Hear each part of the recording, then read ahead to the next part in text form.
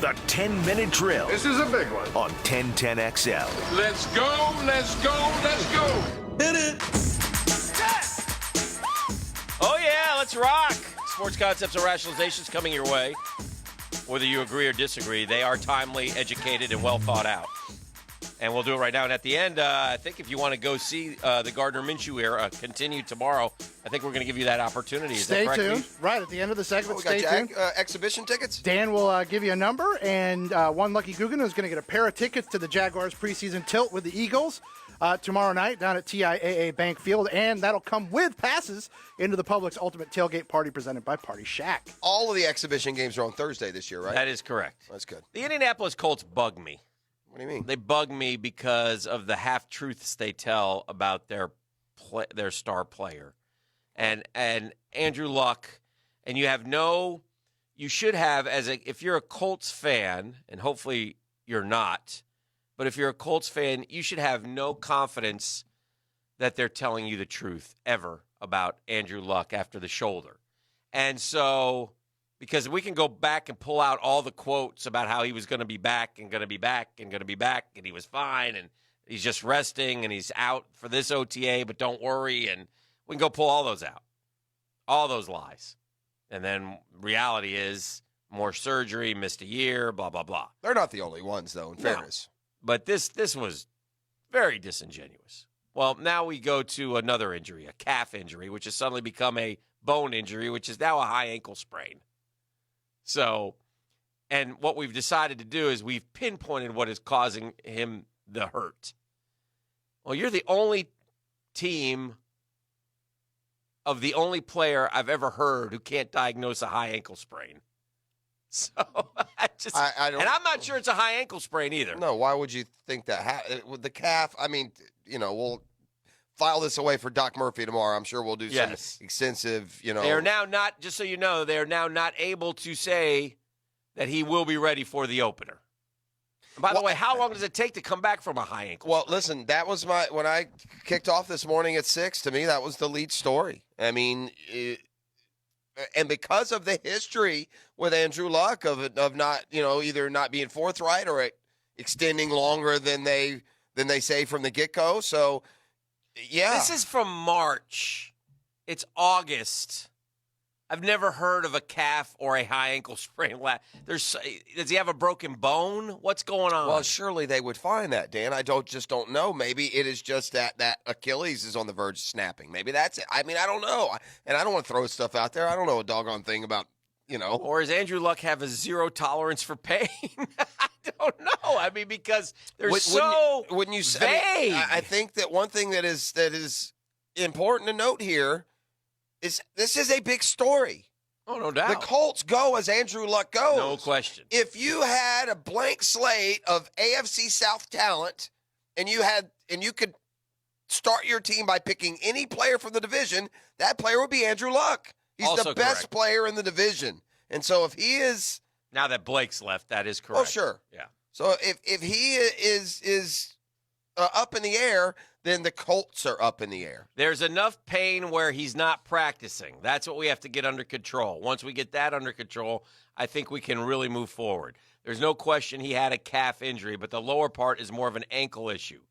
Did he try to do something else? I don't understand how you can have it makes no sense medically.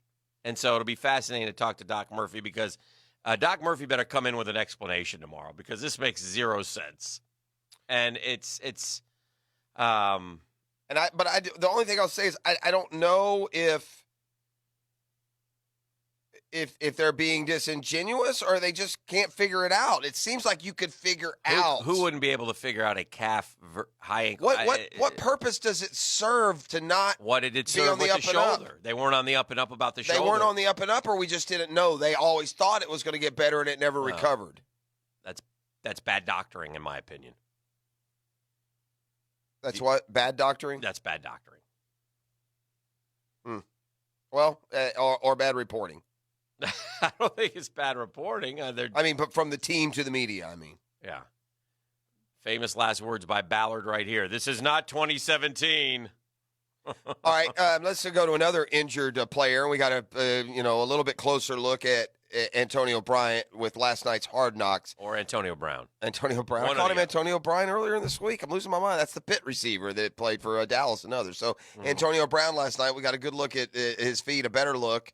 What struck me is just the total capitulation that teams and ownership and organizations give to the diva superstars. I mean, they're bending over backwards not to offend Antonio Brown. That was definitely, one of the plot lines that ran through the episode. And in turn, Antonio Brown is in a good mood and feels, happy that his team has backed him. And, now he's put out the APB to find a helmet that better suits him. And he's back in camp as of yesterday. And next week's story will follow his first week in camp. But just your thoughts on this year's Hard Knocks comparatively. I guess I'm just spoiled from this, access that we've had for so many years here in Jacksonville. Mm-hmm. There's nothing new or outstanding or outrageous about it, but it's just fun to hear some of the storylines that go through the franchise. I enjoy it. It's appointment television for me. There's not a lot of shows that I like to watch, but that's certainly one of them. So I was able to check that out, and I think it's helped John Gruden. I think it helps. I think he's a likable character. He's chatting with that Keelan Doss wide receiver kid, and telling him he's making some good plays and just shooting the breeze with him because Keelan Doss went up to ask him a question and tell him that we've noticed you and keep working. And he's a good story because he's right there from Oakland. He went to UC Davis. He's from Alameda, so. Keelan Doss sticks in my head is there another Keelan Doss that we know of? Or there's a Mike Doss, the safety from Ohio State that Fred Taylor I remember trucked. That guy. Melvin Gordon's piling up some fines. He's plus because he's a fifth-year option guy, it's only $30,000 a day, but he also can get fined for missing. Much like we pay full boat for the preseason, he can get fined a full game check for missing a preseason game. That would be $329,000. That'd be $1.3 million. He's scheduled to make $5 million this year if he misses them all. So, listen, Ezekiel Elliott has a much bigger argument than Gordon. Yes, Melvin Gordon doesn't have a. Yeah, he doesn't. Sorry, Melvin, you do not have an argument. I know you're very good. Here's something else that separates you from Zeke. You're always hurt, bro. Yeah, you're always hurt. Yeah. I mean, and I'll say that. Maybe he played 16 games one year, but I just, it seems like there is always some question about Melvin Gordon game week to game week. And so, but this I don't. I think 13, 11, 16, and 12. Yeah. Is just so, totals. But even some of those games, maybe you leave a little early in a couple of them. It just doesn't seem like you've been able to. And that's a lot of missed games, quite frankly. Yeah. There's no doubt about it. That's kind of, that's a lot. So, I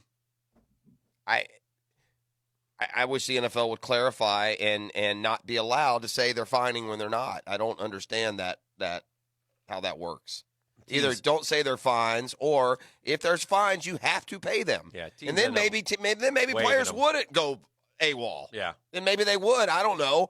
Honor the contract that they signed for money that they've already spent, and then go according to the contractual rules of renegotiating or going somewhere else when your contract is complete. So, anyway, have you ever been mellow? Have you ever been happy? I'm assuming that you have watched just about every Mets game this year. No, but most, right? You've seen every opponent at least. Yes. Who is the best opposing player that the Mets have faced this year? In your mind, if there was one opposing player, not a pitcher, that you faced this year that you would take on the Mets right now, who would it be? Oh, God, there's a lot of them. There's a lot. Yeah. There's not any that stand above others. Well, I mean, Soto killed us over the weekend, so he's sticking out in my head. Bellinger, Yelich, all those guys. Your guy had a good game last night. No, my guy didn't have a good game last night. What my guy has done is coming off the home run derby that ruins baseball players, has hit 13 home runs since the break. He has 34 home runs now on the year. He leads Major League Baseball in National League in hits, runs, and another couple of important categories. And the fact that Ronald Acuna Jr. is looked at in the misty vapors of Yelich and Bellinger, quite frankly, is a joke. And so that's what we're going with. It's an absolute joke. And What about? I thought your guy was Austin Riley. he's better than those two. What happened to Austin Yeah. Riley? He's hurt. He's on the injured list. Oh, well, I thought he was the guy. It was what guy? The Look, life comes at you fast, greatest Dan. player No, ever. I've never ever put Austin Freddie Riley Freeman. in. Ronald Acuna is better than Freddie Freeman. All right. Ronald Acuna is the best Braves baseball player, position player I've ever seen. Having not seen Hank Aaron anywhere near his prime. Better, and he will be. And in 5 years, you'll talk about Ronald Acuna like we now talk about Mike Trout. The only difference is Mike Trout didn't have a peer group coming up with him, no one that could play on the same level. Acuna will have that. I will freely admit there's another 5 to 10 players of his age group who are also doing amazing things. But he won the game last night. Ronald Acuna does it on the Braves. The Braves lose last night 3-2 to the Mets. That's how important his National League WAR since the All-Star break dwarfs every other player in the league, including Bellinger and Yelich. So, by the way, that's to where answer we're your at. question from a few moments ago, shout out to the Googans on the text line built by Lifetime Enclosures. I believe you were thinking of Tandon Doss, Yeah. who played for the Jags a few years ago in the preseason. Thank you, Guggen. That's a Tandon Doss. nice pull. More like random Doss. Because Keelan Doss, Tandon Doss. Yeah. Or are they related?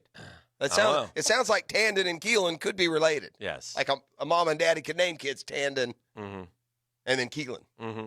Cody Bellinger, by the way, has a 7.5 WAR. I'm talking about since the All-Star break. Yeah, I know, but I'm talking about in the last. Yeah, but you said the fact that he's not in the he's better. You're implying you got to do it over the whole season. Yes, you Acuna do. He's a great player. He's going to be all pro. I mean, but no, I agree. You have to do it all the way across. Yeah. But when you lead the National League more than Bellinger and more than Yelich, when you lead the National League.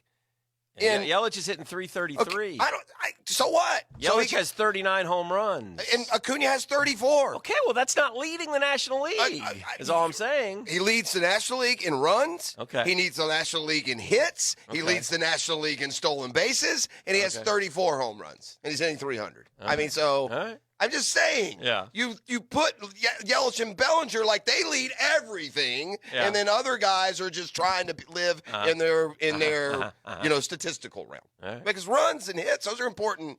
The guy who had the game last Categories. night is Rafael Devers, who he had a nice game. I've heard listen. We forget about him. He's only 22 also. The Red Sox phenom. They don't give that kid near enough credit in Boston. I've heard him Try to trade him, right? What, in a trade rumor did even? he struggle last year or something? Is he? Because my gosh, Another man. guy we didn't mention as part of that 22 and under group was Gleyber Torres, who has 13 home runs against the Orioles this year.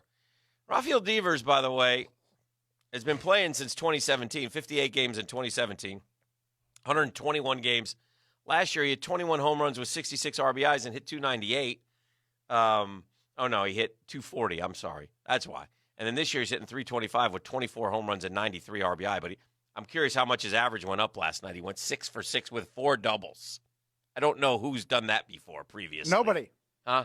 No one. Yeah. In the modern era, no one has done it. Never happened. Never gone. Yeah. Had 6 hits and 4 of them for doubles. And by the way, the Red Sox still almost lost that game. I don't respond to the text line much, but I do not need to pump the brakes calling in Mike Trout. I didn't say he's Mike Trout right now. I said in 5 years, he's going to be positioned like Mike Trout No, is but you now. tend to. A guy has a great game. You do. It's not a great game, Dan.